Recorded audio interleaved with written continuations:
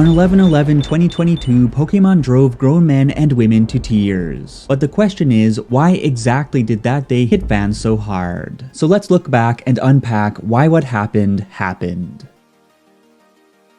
Hey Sam, it's Charles. How are you today? The announcement that Ash Ketchum will finally be passing on the torch to the next generation of trainers has truly shocked the world. But before we move forward, we should look backward to better understand where exactly we are coming from. So just in case you missed the big event back on November 11th, 2022, 11/11/2022 was the day upon which Pokemon anime protagonist Ash Ketchum emerged victorious in the World Coronation Series, a competition bringing together thousands of trainers from around the world to determine who is the very best like no one ever was. And a competition in which Ashy Boy ultimately toppled the world's number 3, number 2, and number 1 ranked trainers to etch his name in history as a world champion, commemorating a 25-year-long adventure stretching all the way back to 1997. And there was a sort of magic captured in that episode that only comes around once or twice a lifetime. Something that left longtime fans in awe, disbelief, and even in tears. So the plan today is to reflect more deeply on 6 reasons why exactly the 20-odd minutes of Pokemon Journey's true finale hit fans right in the feelies. So kindly subscribe to bump us a little bit closer to the big 100, and let's bust out the juicy nuggets. Right after we bust out today's sponsor, Atlas VPN, to buff up our internet security and get access to anime from all around the world.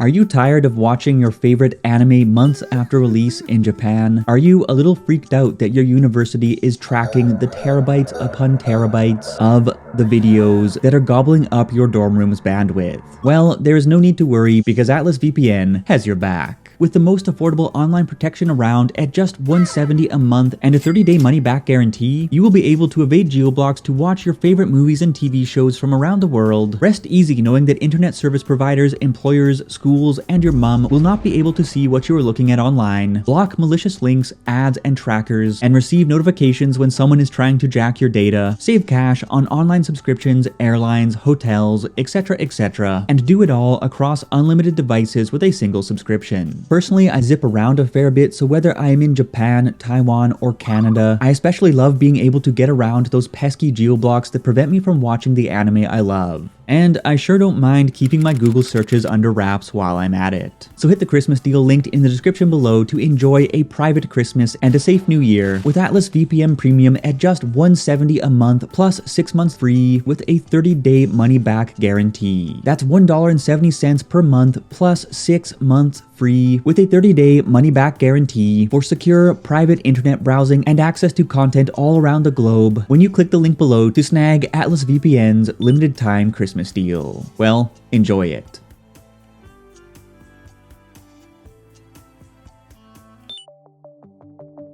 Before we dig into any specific plot pieces and motifs, we should point out that JN132's key beats wouldn't have been nearly so loaded without the top-notch scripting and audio-visual oomph that backed those beats up. That said, it was not the Sakuga itself, but just how well meshed the Sakuga was with the script that set it all off. Rather than putting pop and whiz-bang over substance, from start to finish the script stayed laser-focused on the ambitions, struggles, and backstories of the two champions duking it out, such that the explosive battle sequences and stunning set pieces truly felt like extensions of the characters' thoughts, emotions, and dreams rather than like mere petty distractions. For example, in the midst of a ripping hot action sequence near the end of the match, Yellow Mickey suffers a brutal blow that leaves him staggering, and the battle's roaring visuals and sounds suddenly screech to a stop, leaving us with nothing but stillness and silence that contrast jarringly with the explosiveness of just a moment earlier. The hum of the crowd becomes distant, distorted, and Pikachu's ragged breathing becomes the focus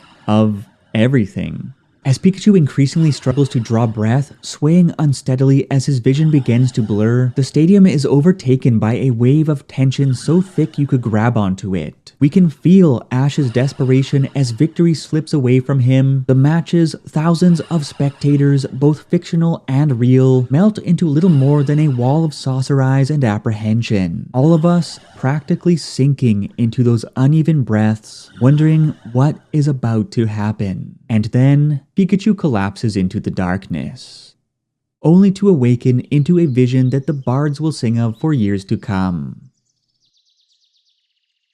At the surface level, it was the electrifying Sakuga and script synergy that drew viewers into the struggles of episode 132's characters. But there is a whole lot more to unpack, so let's keep digging.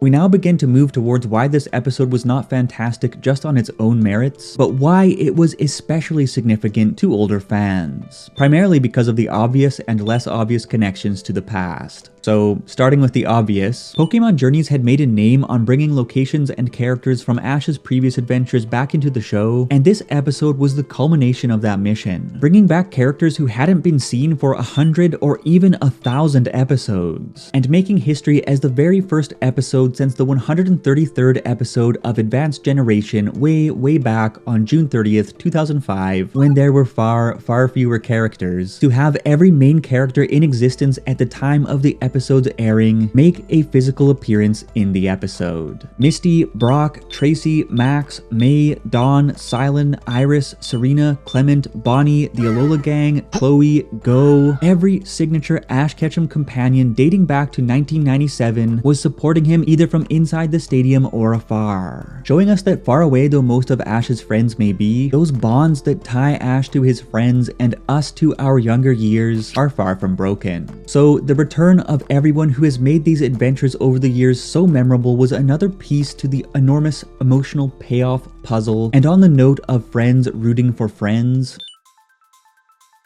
as mentioned earlier, there is this incredible moment in the battle when Pikachu goes down, and it is only through a spiritual, dreamlike interaction with Ash's Pokemon and Ash himself that Pikachu is able to snap back to reality and move in for one final strike.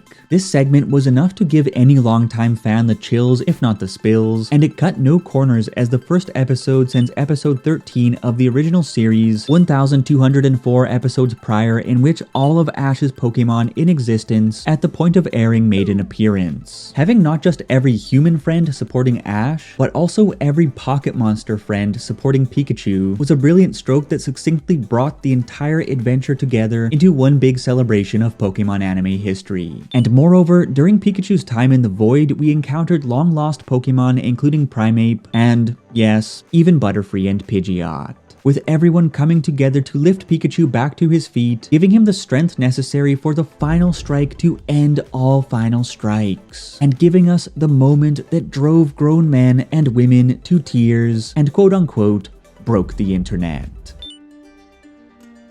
A week prior to the airing of episode 132, the episode's preview trailer showed us a glimpse of Ash's Pikachu cracking off an absolutely unreal attack that we had never before seen in the show. Some thought it was Pika-Papow from Pokemon Let's Go Pikachu, others theorized it was B Thunderbolt from Pokemon Masters EX, and others yet questioned if Pikachu had Saiyan blood running through his veins after all. Either way, we knew it had to be the all-in finisher of the battle, and that it was, finally smashing up against reality after Pikachu spiritually convened with his friends to pull an Undertaker on the crowd at Winden Stadium and light the lamp on Leon's Charizard. But rather than announcing Pika-Papow, B Thunderbolt, or Mega Thunder Bomb Bomb, as one might have suspected, Ash Ketchum merely calls out Thunderbolt.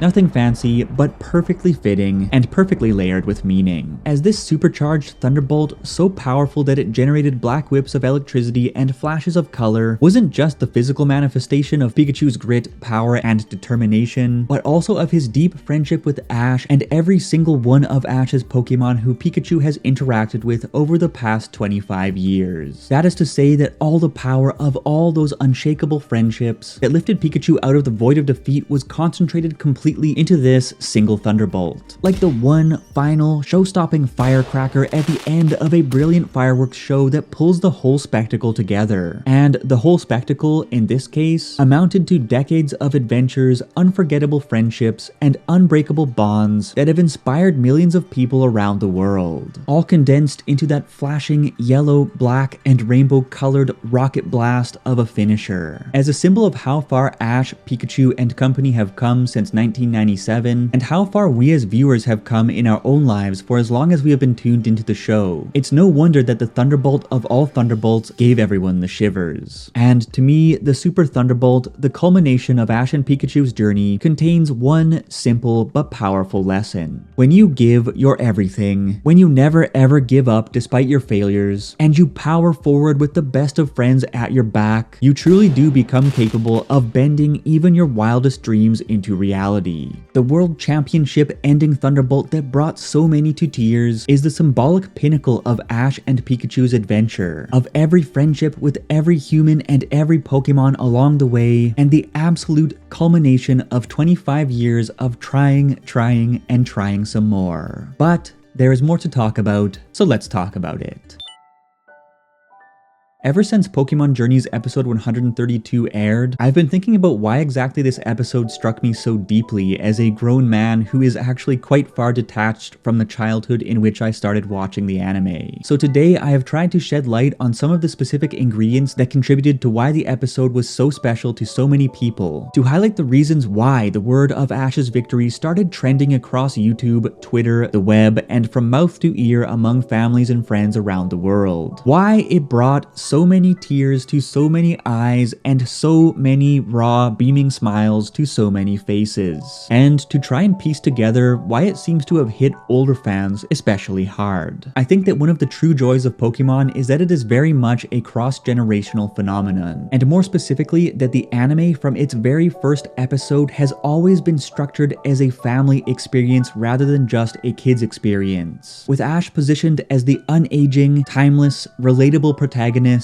such that audiences in their childhoods, teens, or early 20s find themselves inspired by a world of big dreams wherein anything seems possible as they battle to structure their own identities in the real world, and such that older audiences find themselves brought back to their early years, to an era of carefree adventures wherein all one had to do was dream big and play hard, and the weight of responsibility, the daily grind, and the reality of one's own mortality had yet to set in. For many tired adults, that era feels like little more than a distant memory. But as soon as one switches on an episode of Pokémon, they find themselves pulled back to that eternal summer day, wherein carefree adventures and the craziest dreams live on. I can't speak for you, but for me, while I was watching Pokémon Journeys episode 132, it felt like the spirit of my own youth was knocking at the door, stirring up feelings from a time long past. And so I think that the biggest reason why this episode hit so hard, why it was so surreal, is because in winning the World Championship, it felt as if Ash Ketchum himself had suddenly matured and stepped beyond the gates of the childlike dreamland he had existed in for the past 25 years. That nostalgic dreamland of adventures and youthful innocence that Ash, the up-and-comer with a long way to go to get to the top, had always connected us to. That is to say that at the moment Ash became the very best like no one ever was, a bridge to the past, to simpler times, suddenly crumbled away.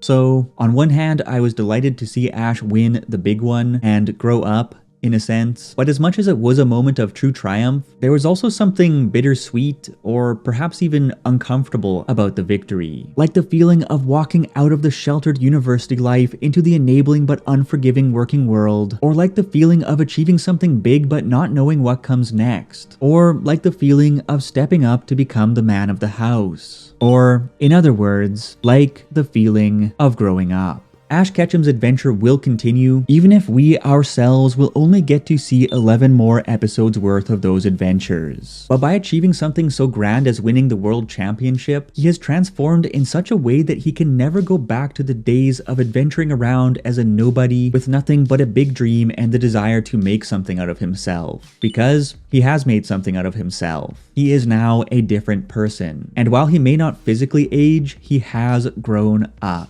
But if there is one thing to say about Ash Ketchum, it is that even if he is now the champion of the world, even if he can never go back to just being Ash from Pallet Town, and even if it is still a mystery as to what he should set his mind on next, he will push through the uncertainty, find a path upon which to continue bettering himself, and seek out new adventures in the next stage of life.